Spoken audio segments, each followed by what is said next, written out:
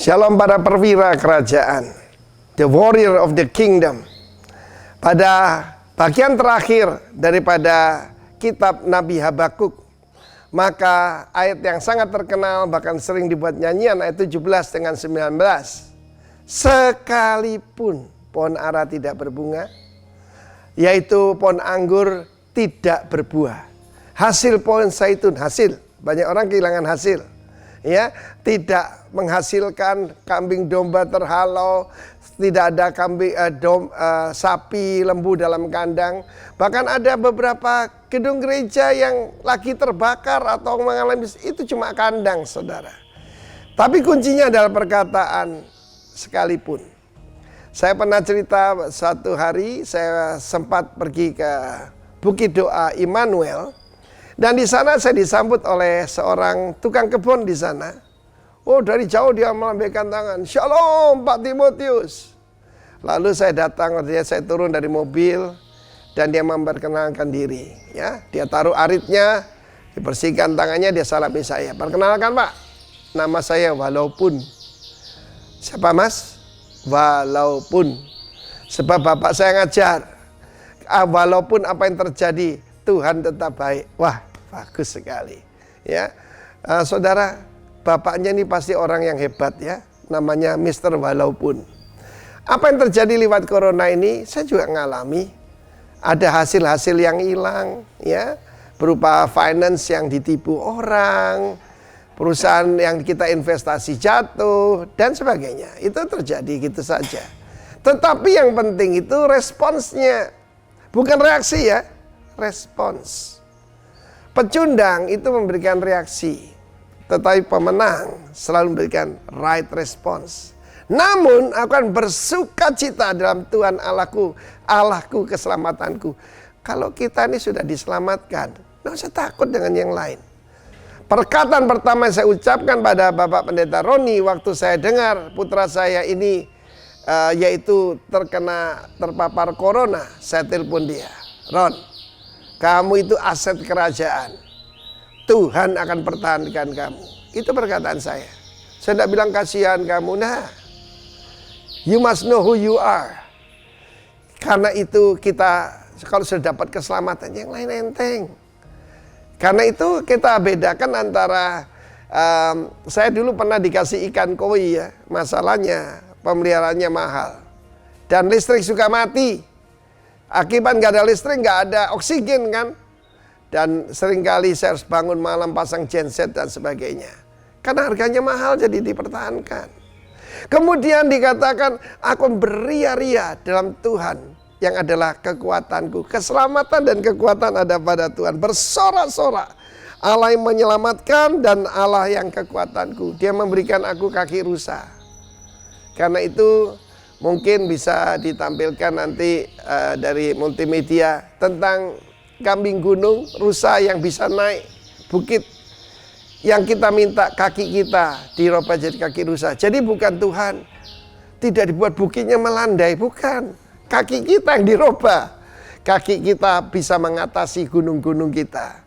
Karena itu seringkali orang bilang, "Kapan ya ini kurva corona melandai?" Nggak usah takut. Yang penting itu bersukaria. Tuhan Yesus sendiri di dalam Injil Lukas pasal yang ke-10 ya, ketika murid-murid datang memberitahu roh-roh jahat, dia bersukacita, agaliao, dia menari-nari. Terakhir, HP saya dihack, saudara. Apa reaksi saya dengan istri? Kami menari. Dan istri saya sambil tersenyum berkata, "Dapat berkat apa lagi nih ya? Sebab ada orang mengganggu kita, maka kita reaksinya, bukan reaksi tapi responsnya tetap memuji Tuhan." God bless you warga kerajaan. Be the God praises and God blesser in Jesus name. Amin. Shalom jemaat Tuhan, kembali lagi dalam ibadah online bersama GBI Rock Sumbawa. Saya percaya kita memiliki kerinduan untuk bersama-sama memuji menyembah Tuhan. Mari kita berdoa. Tuhan Yesus, terima kasih, kami mengucap syukur buat segala kebaikan, kemurahan Tuhan. Oleh karena kasih-Mu Tuhan, kami boleh ada sampai saat ini. Kami bersyukur Tuhan, dan kiranya hadirat Tuhan boleh melawat setiap kami ya Tuhan, sehingga kami boleh mengalami sukacita di dalam Tuhan. Haleluya.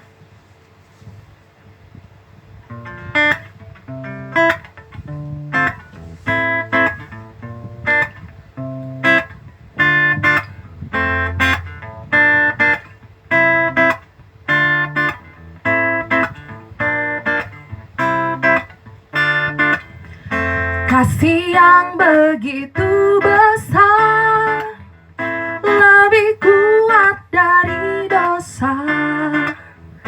Kasih yang menemukanku, selamatkan dan pulihkanku.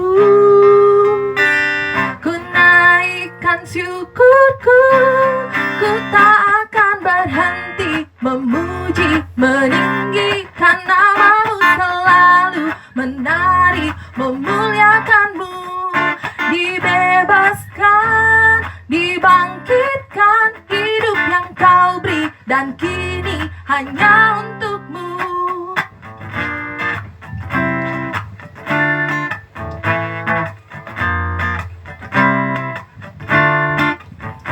Kasih yang begitu besar, lebih kuat dari dosa. Kasih yang menemukanku, selamatkan dan pulihkanku.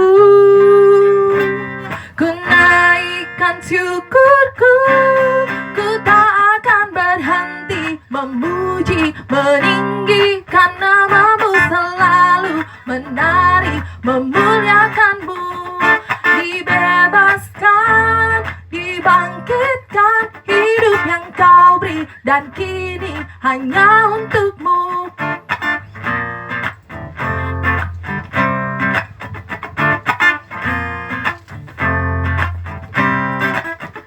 Kasih yang begitu besar, lebih kuat dari dosa.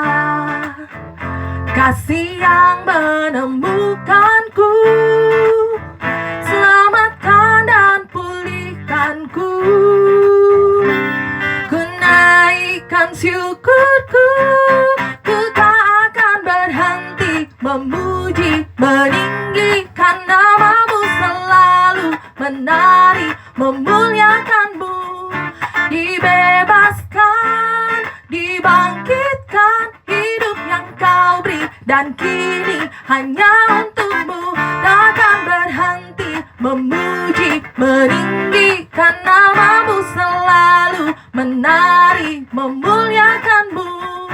Dibebaskan, dibangkitkan, hidup yang kau beri, dan kini hanya untukmu. Takkan berhenti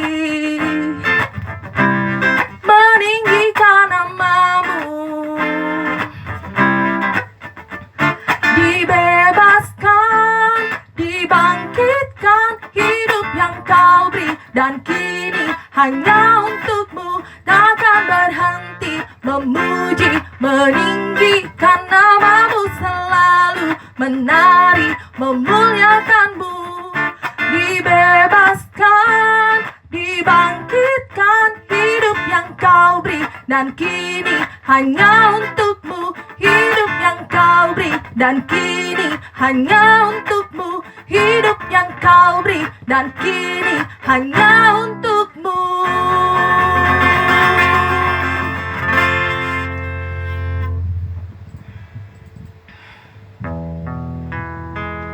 Terima kasih Tuhan buat segala kebaikan-Mu, buat kasih setia-Mu Tuhan. Kami mau bawa hati kami, kerinduan kami lebih dalam lagi menyembah-Mu Tuhan.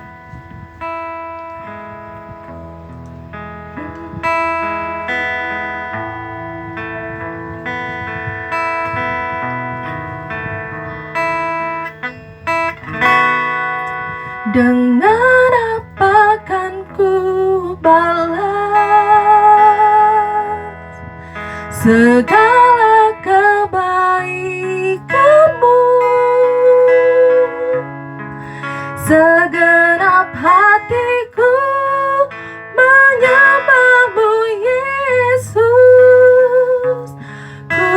bersyukur padamu. Dengan apa kan ku balas segala kebaikanmu? Segenap hatiku menyembahmu, Yesus.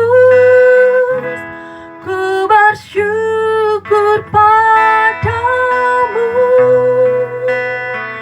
selamanya.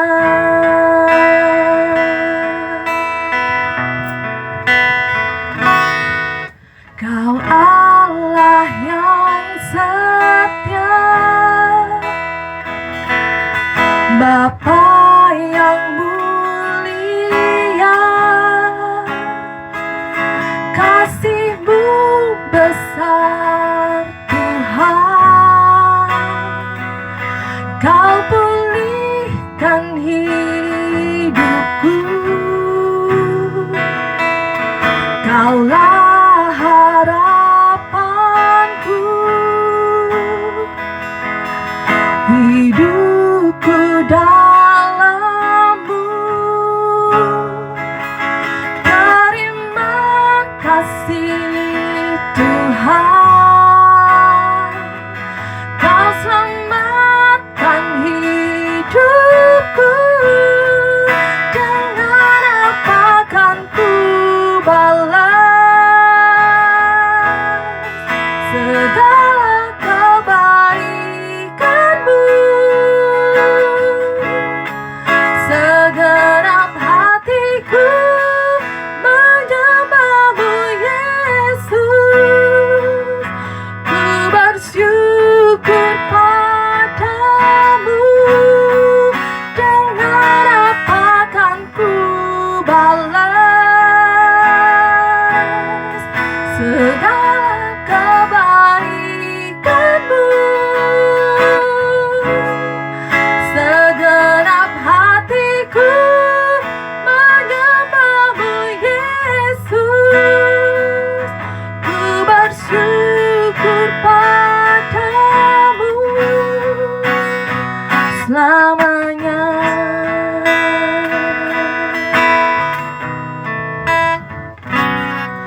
Kau Allah yang setia,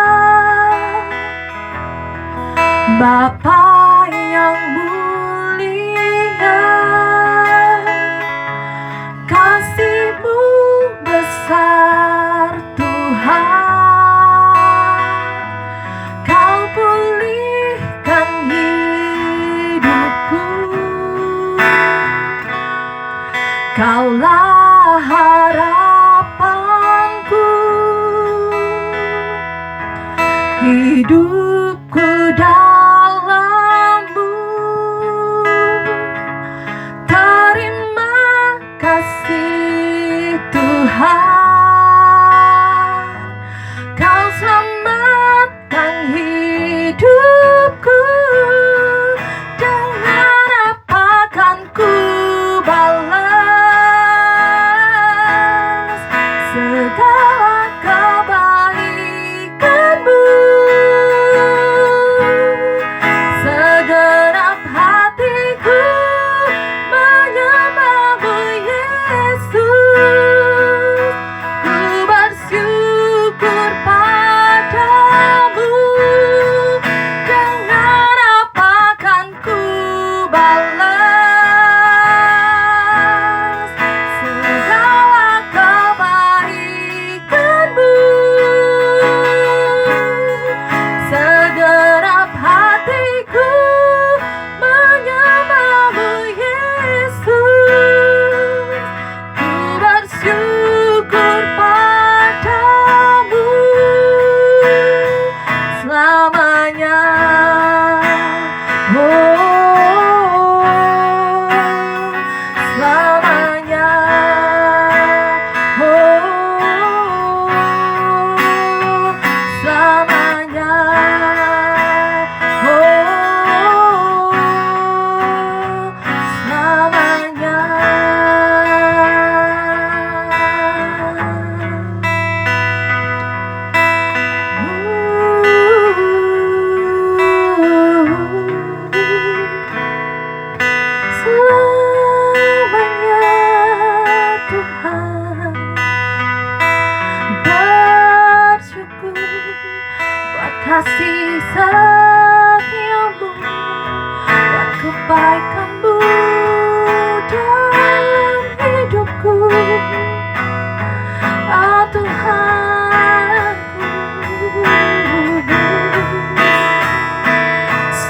Kau Allah yang setia,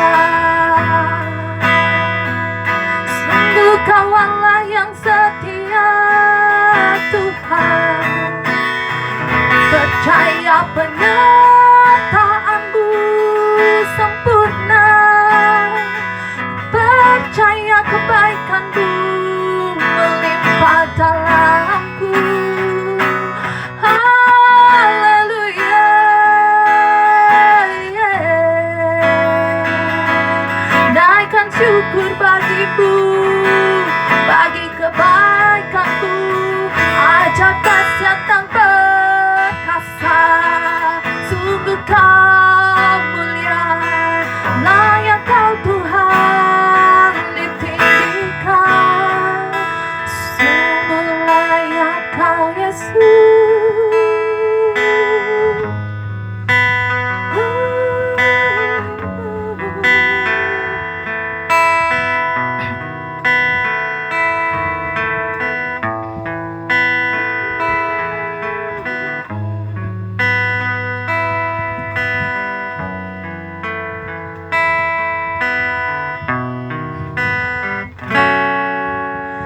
Layak dipuji, disembah, Kaulah yang bertata dulu, sekarang, dan selamanya.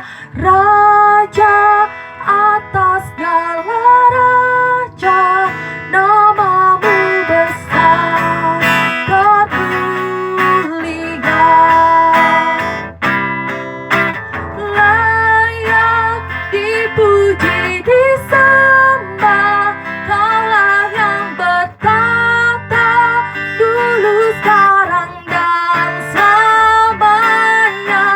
Raja atas segala raja, nama-Mu besar termulia.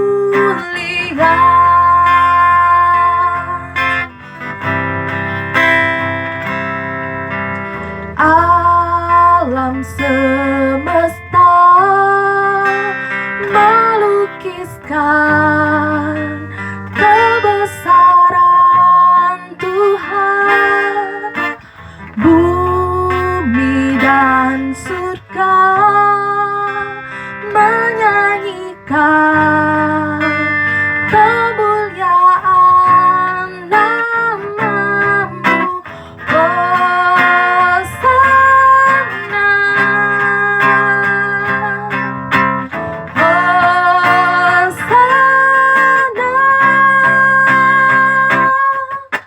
layak dipuji, disembah, Kaulah yang bertata dulu, sekarang, dan selamanya. Raja atas segala raja, nama-Mu besar termulia. Layak dipuji, disembah, Kaulah yang bertata dulu, sekarang, dan selamanya. Raja atas segala raja, nama-Mu besar termulia. Nama-Mu besar termulia. Nama-Mu besar termulia.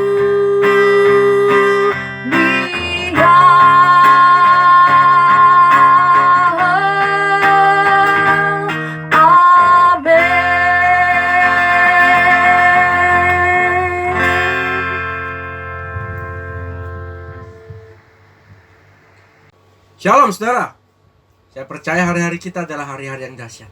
Apapun yang terjadi di luar ini tidak akan pernah mempengaruhi kita, karena kehidupan kita hanya dipengaruhi dari firman yang dibukakan. Sebelum kita memulai ibadah online ini, saya ajak mari saudara sama-sama berdoa. Bapa, terima kasih Tuhan untuk sebuah kasih-Mu atas penebusan-Mu atas kehidupan kami. Lewat tanda darah yang ada pada kami dilayakkan untuk ada di jalan yang telah Tuhan sediakan. lewat jalan yang telah Tuhan sediakan ini, maka kami akan mengalami kebaikan-Mu, penyertaan, perlindungan-Mu, sehingga kehidupan kami benar-benar terjadi kesaksian Kristus atas hidup kami. Biar setiap pesan firman yang akan disampaikan ini menjadi sebuah rangkaian kata yang menjadi isi hati-Mu, sehingga kami berdiri atas fondasi yang benar, sehingga benar-benar kehidupan kami menjadi saksi dan bukti dari firman yang dibukakan. Di dalam nama Yesus, amin. Shalom saudara. Tema di bulan 6 ini adalah communication, yaitu relation and connection, yang diambil daripada Kolose 4 ayat 6. Kita baca terlebih dahulu di Kolose 4 ayat 6. Hendaklah kata-katamu senantiasa penuh kasih, jangan hambar, sehingga kamu tahu bagaimana kamu harus memberi jawab kepada setiap orang. Di dalam komunikasi diperlukan namanya hubungan dan koneksi. Apa perbedaan dari hubungan dan koneksi? Hubungan adalah dari seseorang yang baru mulai mengenal. Saudara mulai mau mengenal seseorang, maka saudara harus menjalin namanya hubungan, sehingga saudara bisa tahu apa yang menjadi kesukaannya, apa yang tidak menjadi kesukaannya, warna apa yang menjadi kesukaannya, dan makanan apa yang dia suka dan tidak. Ini saudara tahu dari namanya hubungan. Tapi hubungan ini bagaimana bisa terjadi namanya hubungan? Saudara memiliki sebuah niat untuk mulai menjalin hubungan, dan adanya keputusan dan tindakan. Nggak bisa saudara cuma aku berniat menjalin hubungan, tapi saudara nggak bertindak, saudara diem aja, ini nggak akan bisa terjadi. Jadi setelah saudara memiliki niat, saudara mulai harus memutuskan untuk bertindak menjalin hubungan. Saudara tanya WA-nya, saudara mulai hubungan lewat telepon, saudara mulai konteks orang yang saudara ingin jalin hubungan. Dari situ saudara akan mengerti apa yang menjadi kesukaannya dan yang tidak menjadi kesukaannya. Yang kedua adalah koneksi. Koneksi ini tindakan lanjut setelah terjadinya hubungan. Nah, di dalam koneksi ini saudara sudah mulai mengenal. Tapi adanya satu hubungan yang lebih dalam lagi. Kalau sekarang saudara pernah nggak mengalami seakan-akan hati saudara ini kok nggak enak ya, kok gelisah, kok risau, padahal saudara nggak apa-apa. Cek demi cek, tiba-tiba saudara mulai telepon sahabat saudara yang saudara rasa, loh kamu ada apa? Ternyata sahabat dari saudara ini mengalami masalah, pantesan nggak enak. Ini adanya sebuah koneksi, sehingga terjadi satu frekuensi di dalam kehidupan saudara dengan kehidupan sahabat saudara, sehingga benar-benar kok bisa tahu saudara nggak enak, dia nggak enak ada di dalam hati saudara karena adanya koneksi. Tapi bagaimana koneksi bisa terjalin? Adanya niat yang tulus, sama-sama memiliki ketulusan dalam membangun hubungan, sehingga terjadinya koneksi. Setelah niat yang tulus, punyanya visi yang sama, sama-sama punya visi yang sama, sehingga disebut juga DNA yang sama. Nah, ketika saudara punya visi yang sama, ini bisa terjadinya koneksi. Yang ketiga, adanya keterlibatan hati. Nggak mungkin terjadi frekuensi tanpa adanya sebuah keterlibatan hati. Makanya ini yang dikatakan Paulus. Filipi 2 ayat 1 bilang gini, di dalam Kristus ada namanya persekutuan roh. Itu terjalin namanya koneksi. Sehingga lewat koneksi ini, maka saudara bisa menjadi sebuah komunikasi yang baik. Saudara bisa mengkomunikasikan orang dengan baik. Orang bisa menerima komunikasi saudara dengan baik. Karena tanpanya hubungan dan koneksi, tidak akan terjadi komunikasi yang baik. Tapi untuk apa sih diperlukannya komunikasi? Segitu pentingkah komunikasi? Komunikasi ditujukan untuk saudara bisa membangun setiap orang. Di masa pandemi ini, banyak orang-orang yang saya dengar mengalami putusnya pengharapan, mengalami keraguan, sehingga dia mempertanyakan, adakah Tuhan, adakah firman itu berkuasa? Kalau firman berkuasa, kenapa keadaan saya seperti ini? Nah, ini butuh komunikasi. Gak mungkin saudara bisa mengkomunikasikan dengan baik tanpa saudara punya hubungan dan koneksi. Waktu saudara punya komunikasi yang baik, saudara akan bisa membangun setiap orang yang putus pengharapan. Dengarkan engkau yang sedang mendengarkan atau melihat ibadah online ini. Di dalam Kristus itu nyata. Firman Tuhan tidak pernah salah. Firman Tuhan itu ya dan amin. Yang terpenting adalah selaraskan dirimu, bersepakatlah dengan firman. Engkau akan mengalami pernyataan Tuhan. Engkau akan mengalami perlindungan Tuhan dari firman Tuhan. Sehingga engkau akan dimunculkan, akan menjadi saksi dan bukti dari firman yang Tuhan bukakan.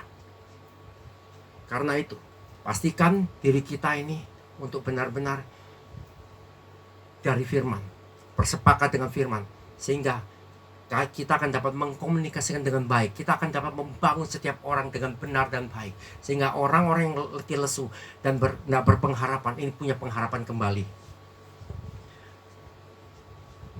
Perkataan yang bagaimana yang bisa digunakan di dalam komunikasi? Kalau kita melihat di dalam Kolose 4 ayat 6 tadi, perkataan kita harus perkataan yang penuh dengan kasih, tidak boleh hambar, supaya kita bisa memberi jawab kepada setiap orang. Nggak mungkin saudara bisa mengkomunikasikan kepada orang kalau perkataan saudara tidak penuh kasih. Ini akan hanya terasa hambar. Tapi bagaimana perkataan kasih ini bisa ada ya sama kita? Coba kita baca di dalam Kolose 3 ayat 16.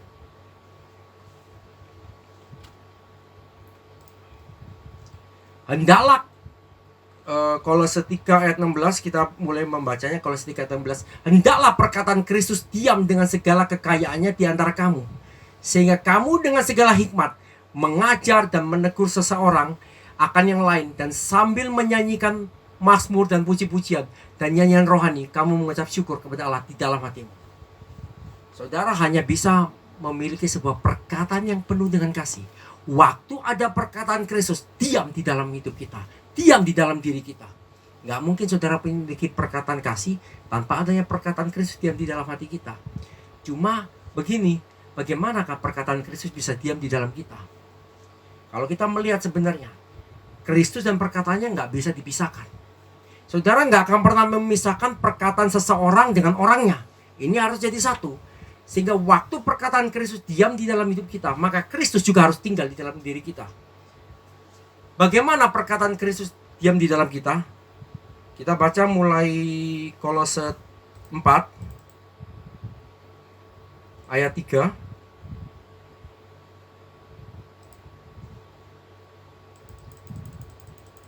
Berdoa jugalah untuk kami, supaya Allah membuka pintu untuk pemberitaan kami, sehingga kami dapat berbicara tentang rahasia Kristus yang karenanya aku dipenjarakan.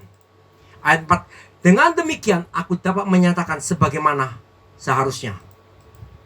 Hiduplah dengan penuh hikmat terhadap orang-orang luar. Pergunakanlah waktu yang ada. Hendaklah kata-katamu senantiasa penuh kasih, jangan hambar, sehingga kamu tahu bagaimana kamu harus memberi jawab kepada setiap orang. Untuk perkataan Kristus bisa tinggal di dalam kita, maka kita harus dibangun di atas rahasia Kristus. Tanpa kita dibangun di atas rahasia Kristus, maka kehidupan kita hanya menjadi satu kehidupan yang rutinitas, menjadi sebuah kehidupan yang agamawi. Firman-firman yang kita baca hanya menjadi satu huruf tulisan yang mati. Karena itu waktu kita dibangun di atas rahasia Kristus, kita akan memanifestasikan firman Tuhan Kristus itu akan secara nyata. Tapi bagaimanakah kita bisa dibangun di atas rahasia Kristus ini? Yang pertama, untuk kita bisa dibangun di atas rahasia Kristus adalah adanya kerjasama dengan Roh Kudus. Kita harus melibatkan Roh Kudus. Kita harus punya sikap hati yang benar dalam menyambut Roh Kudus. Karena rahasia Kristus ini sebenarnya adalah firman Tuhan yang dibukakan. Nggak mungkin kita bisa mengalami firman Tuhan yang dibukakan tanpa adanya Roh Kudus. Tanpa adanya Roh Kudus, manusia hanya menjadi seperti makhluk yang mati. Ya hidup, mungkin seperti mumi, tanpa adanya satu kehidupan roh di dalamnya. Karena kalau kita lihat di dalam Kejadian 2 ayat 7,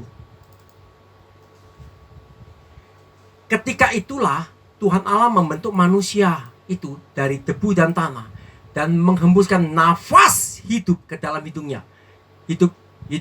Demikianlah manusia itu menjadi makhluk yang hidup. Kata hidup di sini adalah soe, satu kehidupan ilahi. Ini sama kalau saudara melihat dari Yohanes 10 ayat 10 kalau nggak salah. Waktu Tuhan berkata, aku datang supaya kamu punya hidup dalam segala kelimpahan. Ada satu aliran kehidupan ilahi di dalam kehidupan manusia. Tetapi aliran kehidupan ilahi ini berasal daripada Roh Kudus. Sehingga kalau tanpa Roh Kudus, kita nggak akan bisa apa-apa. Makanya pada waktu setelah penebusan manusia, Roh Kudus dicurahkan kembali kepada manusia. Untuk manusia memiliki sebuah kehidupan ilahi. Untuk manusia mempunyai hubungan dengan Bapa. Karena manusia untuk mempunyai hubungan dengan Bapa, Roh Kuduslah yang bisa membawa hubungan ini kepada Bapa dari manusia. Nah, kalau kita melihat sebenarnya dari Roh Kudus ini benar-benar membawa hubungan dengan Bapa, maka Roh Kudus ini akan memberi arahan dan tuntunan kepada kita. Karena kalau kita melihat di dalam Yohanes 16 ayat 13, Roh Kudus ini akan menuntun kita kepada seluruh kebenaran, yaitu firman Tuhan dibukakan. Apa sih firman Tuhan yang dibukakan? Kalau kita melihat di dalam Matius 5, kalau nggak salah, Matius 5 itu bilang gini, berbahagialah orang yang miskin di hadapan Allah. Kenapa kita suruh berbahagia? Kok nggak sepadan rasanya? Tapi lewat Roh Kudus kita bisa dibukakan. Orang yang miskin di hadapan Allah adalah orang yang mengandalkan, mengharapkan dari bantuan orang lain, karena dia nggak punya apa-apa. Tapi kenapa harus dikatakan berbahagialah orang yang miskin di hadapan Allah? Karena kalau kita orang yang miskin di hadapan Allah, kebergantungan dia hanya kepada Tuhan dan firman-Nya. Kalau kita bergantung hanya pada Tuhan dan firman-Nya, bukan dari orang lain, bukan dari hal-hal yang lain, maka kita akan mengalami penyertaan, kita alami kebaikan, kita alami perlindungan. Makanya disebut berbahagia. Tapi tanpa Roh Kudus, nggak mungkin ini bisa dibukakan. Dengan kita melibatkan Roh Kudus, maka kita akan mengalami tuntunan demi tuntunan, arahan demi arahan. Sehingga lewat ini, firman Tuhan dibukakan lewat kita. Sehingga kita dapat dibangun di atas rahasia Kristus. Karena itu pastikan yang pertama, kita melibatkan untuk kita bekerja sama dengan Roh Kudus. Terima Roh Kudus dengan benar, punya sikap hati yang benar dalam menerima Roh Kudus. Lewat arahan dan tuntunannya, kita akan dapat dibangun di atas rahasia Kristus. Yang kedua, kita memiliki ketetapan hati untuk kita bersepakat dengan apa yang Roh Kudus bukakan. Karena tanpa kita dibukakan oleh Roh Kudus, kita nggak bisa. Tapi waktu Roh Kudus membukakan, bersepakatlah dengan firman yang dibukakan. Kalau kita nggak bersepakat, itu sama aja bohong. Kita nggak akan bisa dibangun di atas rahasia Kristus. Kenapa saudara tahu? Kenapa ada namanya buah pengetahuan baik dan jahat di antara ribuan yang lain? Supaya manusia punya kesepakatan dengan Tuhan. Manusia diciptakan sebagai makhluk yang istimewa. Manusia diciptakan sebagai makhluk yang spesial. Yaitu manusia diciptakan serupa, segambar dengan Kristus. Kejadian 1 ayat 26. Artinya begini. Kalau malaikat-malaikat ini hanya sebagai pelayan yang maha tinggi, semua perintah dari Tuhan dilakukan. Tapi kalau manusia, dia punya namanya kehendak bebas, dia punya kedaulatan untuk memilih. Makanya kalau manusia ini harus punya hubungan dengan Tuhan dengan kesadarannya, bukan seperti robot. Roh Kudus yang mengarahkan, Roh Kudus yang menuntun, tapi manusia yang bersepakat untuk hidup dalam kesepakatan apa yang Roh Kudus bukakan. Tanpa ini tidak akan ada namanya saudara dibangun di atas rahasia Kristus. Kenapa kita perlu menjelaskan diri? Kenapa kita harus bersepakat dengan apa yang Roh Kudus bukakan? Karena kehidupan lama kita sudah tercemar. Kalau kita melihat di dalam 1 Petrus 1 ayat 18. Sebab kamu tahu bahwa kamu telah ditebus dari cara hidupmu yang sia-sia, yang kamu warisi dari nenek moyangmu. Itu bukan dengan barang yang fana, bukan pula dengan perak dan emas. Kalau kita lihat di dalam bahasa Inggrisnya, arti di dalam sebenarnya dari 1 Petrus 1 ayat 18 sebenarnya adalah dikatakan apa? Tradition. By tradition. Cara hidup yang sia-sia ini adalah tradisi. Tradisi yang kita warisi dari keturunan di atas kita. Waktu Adam dan Hawa sudah jatuh dalam dosa, maka akibat dosa ini turun ke ada keturunan yang berikutnya. Sehingga budaya kita, bahasa kita adalah budaya dan bahasa yang salah. Cara pikir kita adalah cara pikir yang salah. Perkataan kita perkataan yang dihasilkan dari dosa. Sikap hati kita pun salah. Makanya kalau kita melihat di dalam Yohanes 8 ayat 43,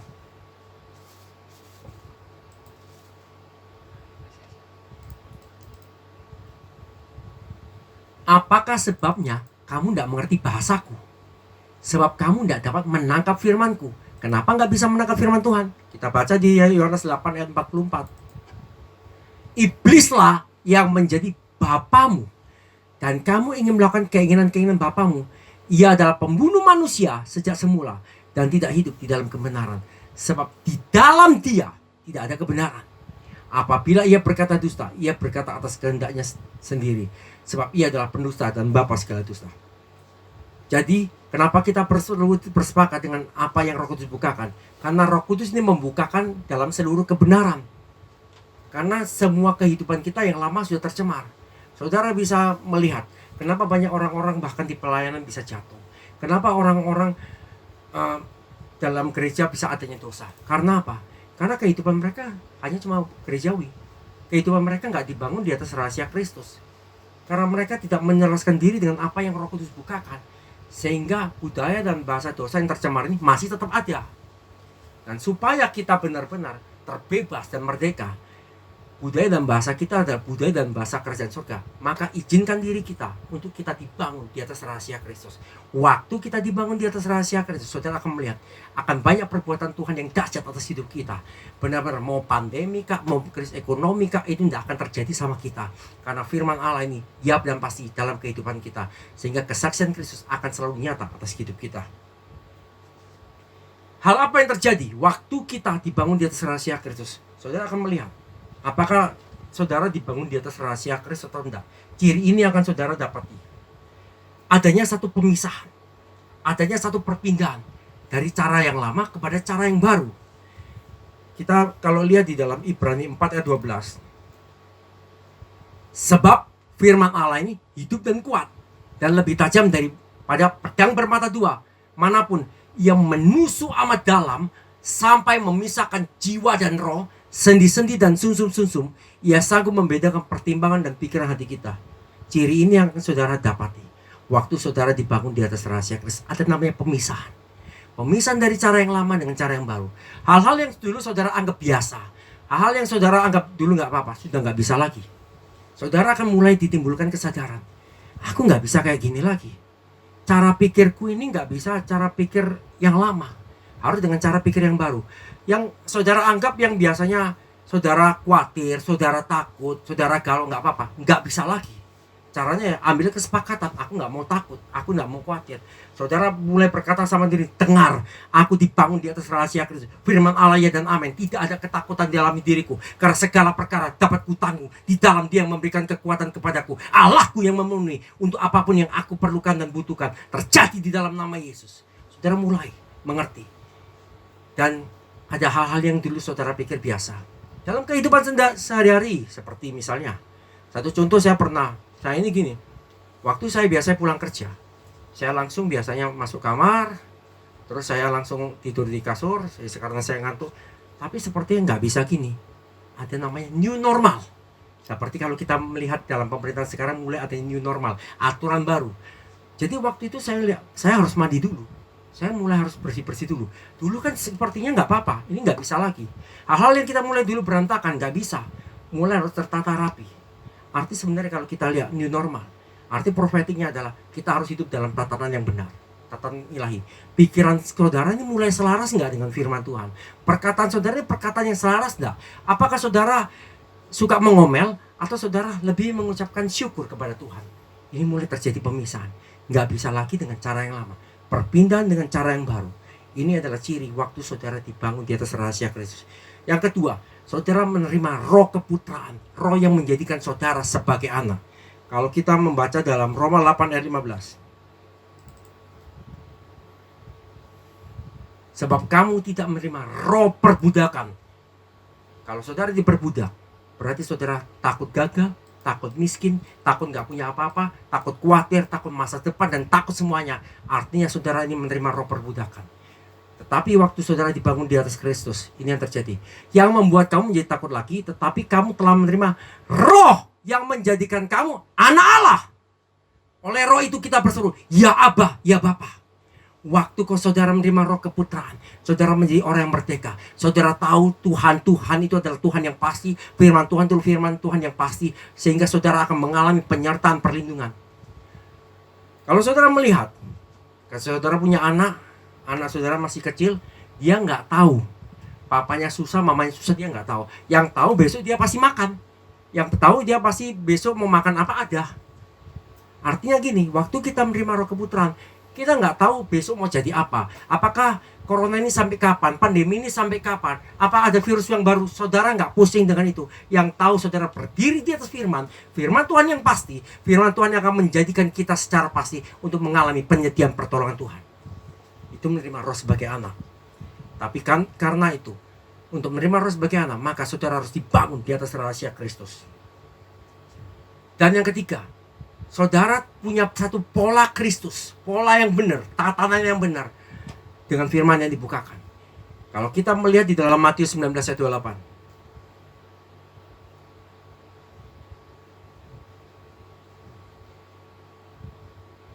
Kata Yesus kepada mereka, "Aku berkata kepadamu, sesungguhnya pada waktu penciptaan kembali, apabila anak manusia bersemayam di tata kemuliaannya, kamu yang telah mengikut aku akan duduk juga di atas 12 tata untuk menghakimi ke-12 suku Israel." Artinya begini, waktu saudara dibangun di atas rahasia Kristus, saudara akan diciptakan kembali, dicipta ulang sesuai dengan pola Kristus, pola keputraan itu. Sehingga waktu saudara diciptakan dengan pola Kristus, pikiran saudara akan menjadi selaras dengan firman, perkataan saudara menjadi selaras dengan firman, kehidupan saudara hanya dipengaruhi dari firman, bukan dipengaruhi dari yang lain. Artinya saudara akan mengalami penyediaan pertolongan kebaikan secara pasti. Itu ciri kalau saudara dibangun di atas rahasia Kristus. Kalau selama ini saudara tidak mengalami hal ini, mulai cek di dalam diri kita. Apakah kita selama ini alami rahasia Kristus? Apakah kita selama ini dibangun di atas pola Kristus? Apakah kita benar-benar sudah berjalan di atas firman yang dibukakan dari rahasia Kristus sendiri? Mulai saudara cek. Tapi ketika saudara dibangun di atas rahasia Kristus, ini yang pasti terjadi. Ada kebaikan, ada perlindungan, ada penyertaan dari Tuhan. Saya sudah banyak mendengar kesaksian-kesaksian dari beberapa teman saya. Waktu di masa pandemi, justru Tuhan mengangkat dia naik. Justru dia mengalami perlindungan, mengalami penyertaan. Dan ciri khas, kalau saudara sudah dibangun di atas rahasia Kristus, saudara menjadi kuat di dalam fondasi firman saudara. Badai boleh datang, semua boleh datang, itu tidak akan mempengaruhi saudara. Seperti rumah yang dibangun di atas batu karang. Badai datang, dia nggak ngefek. Artinya, waktu saudara dibangun di atas rahasia Kristus, mau apapun terjadi, saudara tetap kuat di dalam firman. Saudara punya kekuatan di dalam firman yang teguh. Apa yang selama ini menjadi pertanyaan di dalam pikiran saudara, tiba-tiba terjawab begitu saja. Itu saudara ciri khasnya. Dan saudara punya keyakinan yang kuat. Waktu saudara dibangun di atas rahasia Kristus, saudara ini punya frekuensi. Frekuensi surga ini ada pada saudara. Sehingga waktu saudara berkata-kata kepada seseorang, seseorang ini bisa merasa, kok ini saya punya frekuensi yang berbeda ya. Kok saya terbangun benar-benar secara kuat ya. Seperti misalnya, pernah nggak saudara mengalami gini? Orang ini baru ngomong sepatah dua kata, tapi saudaranya kayaknya iman saudara mulai bangkit. Kebangkitan dalam hati saudara mulai bangkit. Nah, ini cirinya. Waktu saudara dibangun di atas rahasia Kristus, saudara punya komunikasi yang baik dengan Tuhan. Maka ada frekuensi lain. Waktu saudara berkata-kata dengan orang-orang yang saudara jumpai di sekeliling saudara, maka saudara akan bisa membangun setiap orang. Orang ini merasakan satu frekuensi surga dalam diri saudara. Sehingga dia yang pertama lemah menjadi kuat. Dia nggak punya pengharapan, dia menjadi punya pengharapan. Dia yang nggak yakin, dia menjadi punya keyakinan di dalam firman. Ini yang akan terjadi waktu saudara dibangun di atas Kristus. Sehingga benar-benar komunikasi saudara menjadi komunikasi yang baik. Perkataan Kristus tinggal di dalam saudara. Sehingga saudara memiliki perkataan yang penuh dengan kasih dan tidak hambar. Dan perkataan saudara akan dapat dipertanggungjawabkan kepada setiap orang. Saya yakin karena itu waktu saudara dibangun rahasia Kristus, itu yang akan saudara alami. Sehingga komunikasi kita menjadi komunikasi yang baik, komunikasi yang membangun. Sehingga gereja ini akan melahirkan generasi-generasi pelaksana firman yang menghasilkan kesaksian Kristus, yang menarik berkat dan kelimpahan, yang menarik penyediaan-penyediaan Tuhan dalam hidup kita. Dan lewat setiap pesan firman ini, mari relakan diri saudara dibangun di atas rahasia Kristus. Waktu saudara dibangun rahasia Kristus, wah, saudara akan mengalami keajaiban. Saudara menjadi saksi dan bukti. Dari firman Tuhan dibukakan, saudara akan berkata, Yesus itu hidup. Firman Tuhan itu ya dan pasti. Dan saudara akan benar-benar mengalami kemuliaan dari tahta kerajaan surga. Jadi, pesan firman pagi hari ini, saya cuma sampaikan, mari relakan diri kita dibangun di atas rahasia Kristus. Mari kita berdoa. Bapa, kami bersyukur Tuhan atas setiap penebusan-Mu, atas setiap kasih-Mu yang telah Kau berikan atas kami Tuhan. Kami mau relakan diri kami dibangun di atas rahasia Kristus. Karena waktu kami dibangun di atas rahasia Kristus Tuhan, kami tahu kami akan mengalami mujizat-mujizat, keajaiban yang dahsyat. Karena ini Roh Kudus, aku minta di dalam nama Yesus, bagi orang-orang yang menonton ibadah online sekarang ini, di mana posisi rohani pun mereka berada, posisikan hati mereka untuk mereka punya kesepakatan dengan Engkau. Mulai sadarkan mereka bahwa mereka butuh Engkau. Mulai bahwa mereka lebih dalam dan lebih dalam dalam hubungan dengan Kristus, sehingga mereka punya frekuensi ilahi, dan Roh Kudus akan memposisikan engkau. Dengar baik, Roh Kudus akan memposisikan engkau untuk engkau memiliki satu kecenderungan hati yang daripada Tuhan. Engkau selalu mencenderungkan hatimu, engkau fokus dan menetapkan pilihanmu hanya oleh firman, sehingga lewat firman ini engkau akan mengalami penyediaan-penyediaan yang dahsyat daripada Tuhan, sehingga nama Tuhan akan dimuliakan. Terjadi dalam nama Yesus. Aku berkata, setiap frekuensi musuh tersingkir di dalam nama Yesus. Tapi frekuensi ilahi ini akan benar-benar terhubung atas setiap kehidupan orang-orang yang menonton ibadah online, sehingga lewat frekuensi ilahi ini nama Tuhan dimuliakan, sehingga akan terbangun orang-orang yang tadinya tidak punya pengharapan kembali punya pengharapan secara pasti. Terjadilah di dalam nama Yesus. Di dalam nama Yesus kami tahu setiap doa ini engkau akan membuatnya terjadi bagi kehidupan setiap orang yang menonton ibadah online. Dalam nama Yesus. Amin.